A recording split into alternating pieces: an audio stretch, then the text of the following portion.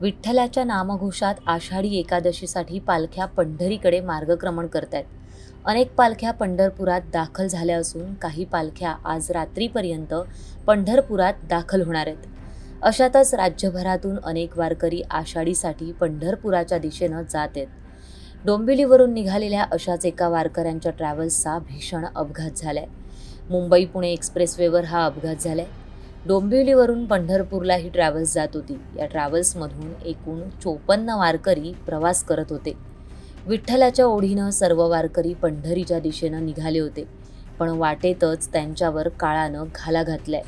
रात्री 1 वाजण्याच्या सुमारास मुंबई पुणे एक्सप्रेसवेवरून ट्रॅव्हल्स पंढरपूरच्या दिशेनं जात असताना हा भीषण अपघात झाला. वारकऱ्यांच्या ट्रॅव्हल्सबरोबर एक ट्रॅक्टरही जात होता. ट्रॅव्हल्सवरचा चालकाचा ताबा सुटला आणि पुढे जाणाऱ्या ट्रॅक्टरवर ट्रॅव्हल्स जाऊन आदळली. पुढे ट्रॅव्हल्स अनियंत्रित होऊन थेट 30 ते 40 फूट खड्ड्यात जाऊन पडली.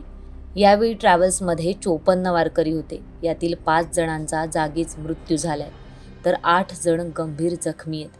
काही प्रवाशांना किरकोळ दुखापतही झाली आहे. कल्याणहून पंढरपूरकडे जाणारी ही बस होती, वारकऱ्यांची बस होती. वारीसाठी हे सर्व वारकरी निघाले होते. परंतु किलोमीटर मुंबई पुणे एक्सप्रेसवेचा किलोमीटर 500-800च्या दरम्यान ही बस आलेली असताना समोर प्रतिबंधित या एक्सप्रेसवरती जे प्रतिबंधित वाहन आहे ट्रॅक्टर, तो ट्रॅक्टर येत असताना ट्रॅक्टरला मागून धडक बसलेली आहे. त्या धडकेमुळे बस ही उलटली आणि खोल खड्ड्यामध्ये पडली. खोल खड्ड्यामध्ये पडलेले असताना त्या ठिकाणी ट्रॅक्टर आणि बसमधील बरेच प्रवासी जखमी झाले होते. त्यांना काढण्यासाठी त्या ठिकाणी IRB पेट्रोलिंग असेल, देवदूत यंत्रणा असेल, डेल्टा फोर्स असेल, महाराष्ट्र सुरक्षा बलाचे सदस्य असतील, महामार्गावरच्या सर्व पोलीस यंत्रणा म्हणजे वाहतूक पोलीस यंत्रणा असेल, नवी मुंबई पोलीस आणि मुंबई पोलीस अशा सर्वांनी मिळून या ठिकाणी रेस्क्यू ऑपरेशन पूर्ण केलेलं आहे. मदत कार्य पूर्ण केलेलं आहे. काही फायर ब्रिगेडच्या टीम देखील त्या ठिकाणी आल्या होत्या. अपघातग्रस्तांच्या मदतीसाठी सामाजिक संस्थेचे आमचे 20 टीम मेंबर्स या ठिकाणी काम करत होते.